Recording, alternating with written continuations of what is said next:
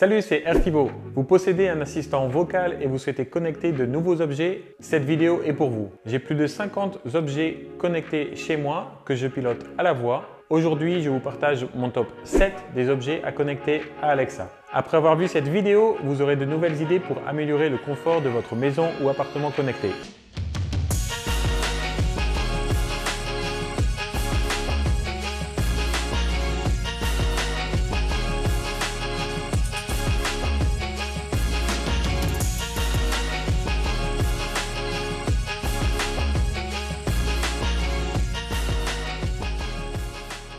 Votre Alexa est complètement sous-exploité. Si chez vous, vous n'avez pas encore d'objet connecté à votre assistant vocal, vous allez adorer cette vidéo. Allez, en route, on va booster votre installation. Je vais vous parler d'objets que j'ai déjà connectés et pour lesquels j'ai vraiment validé un usage. En effet, ce top 7 des objets à connecter à Alexa n'a pas vocation à transformer votre habitat en un parc d'attractions avec plein de gadgets. Il s'inscrit dans une démarche globale d'amélioration du confort, de la sécurité de votre maison ou appartement intelligent. En fin de vidéo d'ailleurs, je vous donnerai une liste d'objets que je n'ai pas validés pour ce top 7.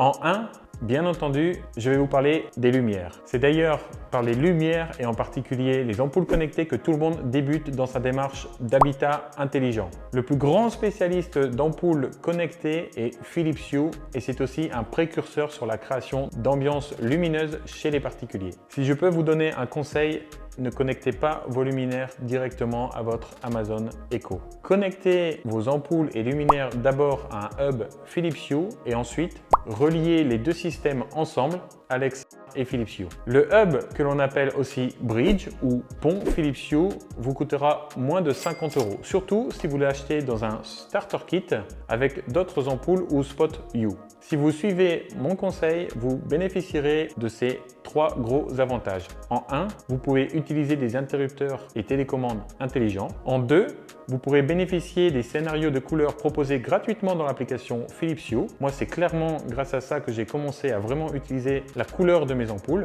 Avant, j'allumais tout en bleu ou tout en rouge et en fait, c'était nul. Donc, les scénarios de couleurs, c'est le top et c'est uniquement chez Philips Hue. Numéro 3, vous allez pouvoir faire facilement et sans surcoût une synchronisation entre votre musique sur Spotify et vos luminaires Philips Hue. Je pense qu'une petite vidéo s'impose.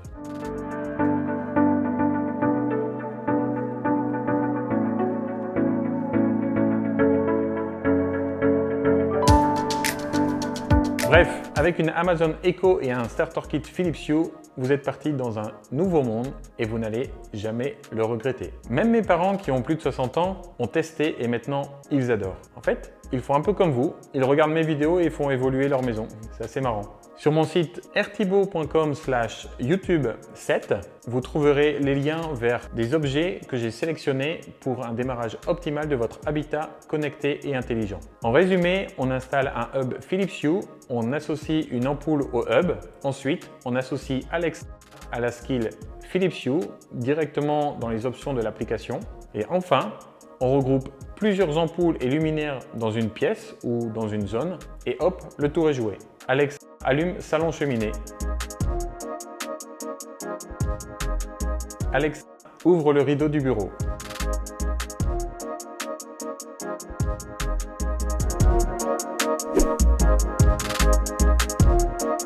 Pour les stores, les volets et rideaux, moi j'ai choisi du Somfy et je ne le regrette pas.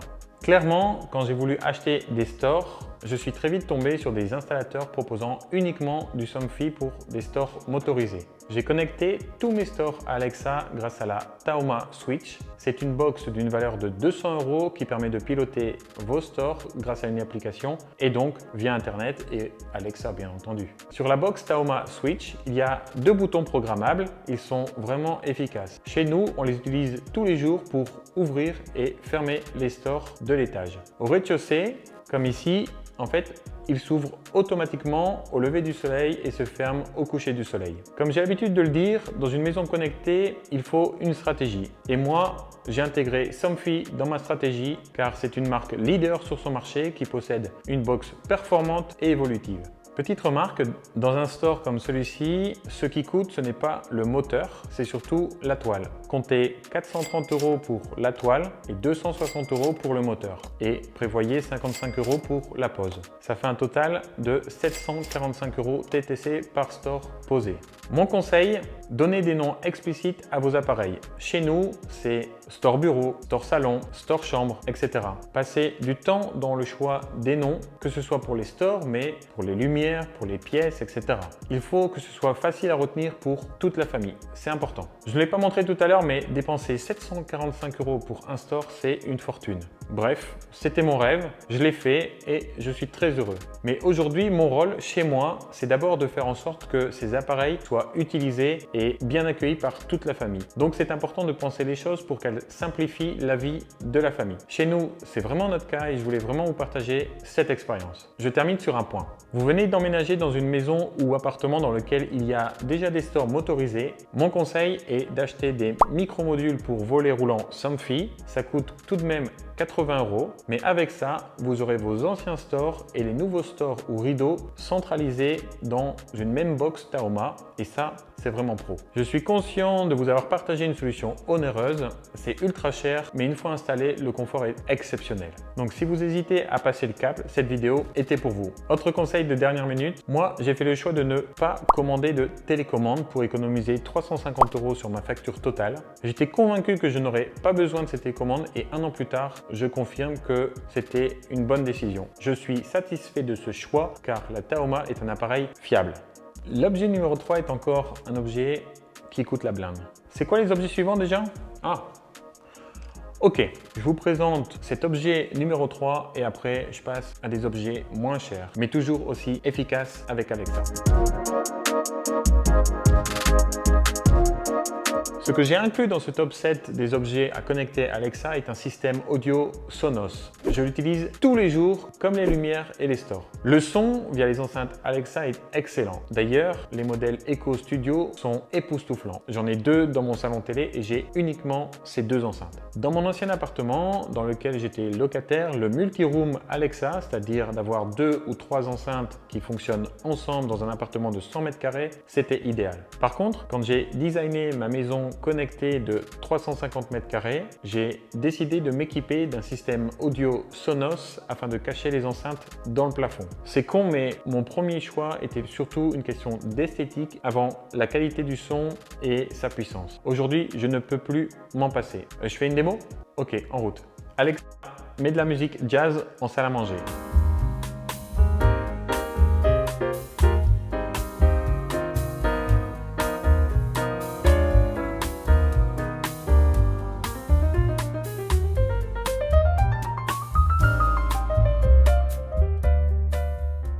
J'ai parlé en fait à Alexa.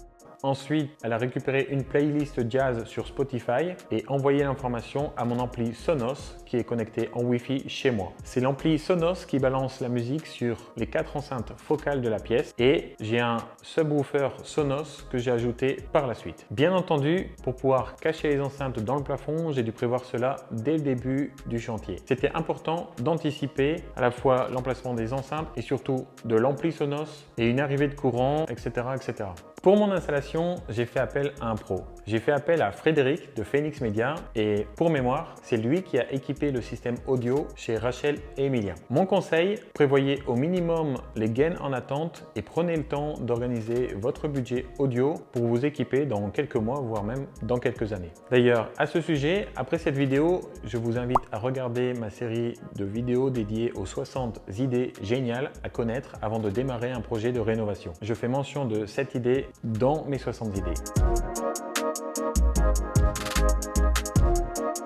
Je vous propose de poursuivre ce top 7 avec l'objet numéro 4, les prises connectées. Ce sont ces petits objets que l'on branche à une prise courant afin de pouvoir contrôler à distance l'alimentation d'un appareil non connecté comme une lampe ou tout simplement n'importe quel autre type d'appareil. Moi, j'en ai plusieurs chez moi. Je les utilise pour programmer par exemple la fontaine que j'ai au niveau du bassin, pour allumer un miroir qui n'est pas de la gamme Philips Hue ou pour programmer une lampe anti-moustique par exemple. Chaque prise est programmée de manière différente afin d'apporter de l'intelligence à des millions d'appareils qui ne sont pas connectés à la base. Par exemple, cette lampe s'allume un peu après le coucher du soleil chaque été et jusqu'à 1 h du matin. Et grâce à ça, nous n'avons plus de problème de moustiques. Ce miroir, il vient de chez Leroy Merlin. C'est un miroir éclairé mais non connecté à la base. Je l'ai raccordé à une prise et on ne voit rien. Pourquoi? Parce que tout a été prévu en amont avec mon électricien pour que ce soit placé sous le plan de travail. Finalement, dans mes prises connectées, celle que j'utilise le plus avec Alexa, celle de la fontaine à eau, parfois je demande à Alexa de couper le bruit de l'eau quand je travaille en terrasse. J'utilise ces prises pour alimenter mes luminaires spéciaux comme les lettres lumineuses dans le garage ou encore ma lampe Pipistrello. Leur point commun, elles ne sont pas connectées à la base, elles n'ont pas d'ampoule et c'est ce qu'on appelle des luminaires avec source LED intégrée. Donc les prises connectées présentent un bon moyen de contrôler ce type de lampe. Notez que dans ce type de luminaire, la LED n'est pas remplaçable ou alors remplaçable en retour usine par exemple. Comme d'habitude, je vous recommande les prises Philips Hue. Elles coûtent 30 €, mais c'est top qualité. Objet numéro 5, c'est quoi? Ah, encore un produit que j'utilise au quotidien. C'est un peu comme mon système Sonos. En fait, c'est seulement en emménageant chez moi que j'ai acheté mon premier système Fire TV pour 50 € et franchement, je l'adore. Très vite, j'ai décidé d'équiper toutes les télés de la maison en Fire TV. Déjà, d'une part, ça simplifie l'usage pour toute la famille. En effet, j'ai 3 modèles différents, à la fois chez LG et chez Samsung. Je n'ai qu'une seule télécommande par télé et franchement, ça marche. Fire TV est bien meilleur que toutes les télécommandes dites universelles vendues avec les télés ou sans les télés. L'application est très fluide et elle est régulièrement mise à jour. Moi, j'ai un excellent réseau Wi-Fi chez moi, donc j'ai laissé mes Fire TV en Wi-Fi 6, mais il est possible de les brancher avec un câble si besoin. On prend le stick de la Fire TV et on le branche sur une prise HDMI de la télé. La télé affichera automatiquement la source HDMI après chaque allumage de cette télé. Et si ce n'est pas le cas, débrouillez-vous dans les paramètres, mais ça ne peut que marcher. Ensuite, c'est avec la télécommande que vous pouvez naviguer dans l'application Fire TV. Il y a un truc que j'adore avec cette télécommande, c'est que je peux murmurer à l'oreille d'Alexa. Ainsi, je peux dire discrètement allume ou éteins telle ou telle lumière durant la soirée. Quand je regarde la télé, j'ai une ambiance de 18 h à 20 h, j'en mets une autre de 20 h à 21 h et une dernière à partir de 21 h jusqu'à la fin de la soirée. Vous allez me prendre pour un dingue, je sais. Mais franchement, si vous avez déjà une Alexa, une Fire TV et des luminaires ou ampoules connectées, essayez, l'expérience est géniale. En tout cas, c'est mon objectif de vous guider dans l'usage des objets connectés en vous partageant mon expérience. Je le rappelle, je ne fais pas des vidéos pour expliquer des fonctionnalités d'un objet, je vous partage mon expérience au quotidien dans une maison entièrement connectée avec ses atouts et ses faiblesses. Un truc que j'adore faire aussi est que, en fait, comme la télé devient une télé Alexa, je peux créer des routines qui allument une télé par exemple. J'en ai une dans mon salon télé, venez, on va voir. Alexa, séance cinéma.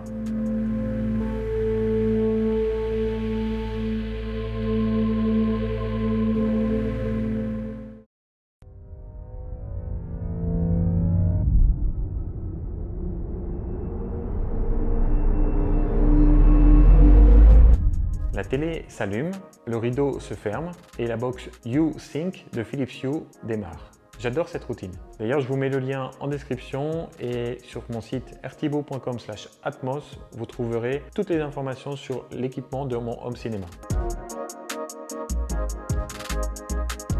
Quand le facteur dépose du courrier ou un colis dans ma boîte à colis, je reçois une notification sur ma montre et sur mon Echo Show 15. Franchement, c'est très pratique. C'est vraiment un objet à connecter à Alexa en 2022. Que je sois chez moi ou à l'extérieur, je reçois cette notification et c'est agréable. Pourquoi? Tout simplement parce qu'avant ça, je relevais le courrier postal seulement une fois par semaine tellement nous avons peu de courrier. Maintenant, quand je vais à la boîte aux lettres, enfin la boîte à colis, j'ai à chaque fois un petit cadeau. Pour réaliser ça, j'ai choisi un détecteur de mouvement Philips Hue car ces détecteurs sont particulièrement bons. Consommation de la pile extrêmement faible, fiabilité optimale, c'est du Zigbee. Pour reproduire la même chose chez vous, rendez-vous sur mon site rthibault.com/youtube7 et téléchargez le document PDF détaillant la démarche pas à pas pour connecter votre boîte aux lettres à votre Alexa. Comme d'habitude, les liens sont dans la description. J'ai hésité à me limiter à ces 6 objets connectés. Mais restez connectés, j'ai encore 2 objets géniaux à vous présenter. Et surtout, à la fin de la vidéo, je vous partagerai la liste des objets que je n'ai pas validés car je n'ai pas trouvé d'usage en les associant à mon système Alexa. J'aimerais vous présenter le ventilateur connecté de Dyson. Franchement, c'est vraiment un bel appareil à connecter à Alexa. C'est souvent au moment où on est bien posé dans le canapé que l'on souhaite le démarrer. La fonction purificateur d'air est vraiment géniale et là aussi, c'est souvent quand on est en train de faire plusieurs choses qu'on ressent le besoin de faire purifier l'air. Et c'est dans ces moments où on est content de dire Alexa, démarre le Dyson. Je vous partage la liste des Dyson qui sont compatibles avec Alexa. Là encore, je mets en avant Dyson car c'est une marque géniale. J'en ai testé des appareils, des ventilateurs, des aspirateurs, etc. Dyson, c'est le top. Les ventilateurs de dernière génération font très peu de bruit. Pour les aspirateurs, j'en ai 3 chez moi et un jour, on en a cassé un. Et bien en fait, c'est la première fois de ma vie que j'ai réussi à redonner vie à un appareil d'électroménager. Je me suis connecté sur Dyson.com, j'ai renseigné le numéro de série de l'appareil et là, j'avais la possibilité de commander la pièce en 3 clics livrée en 2 jours chez moi. Et alors pour remplacer, c'était super simple. Il suffit juste d'un tournevis et franchement, chapeau.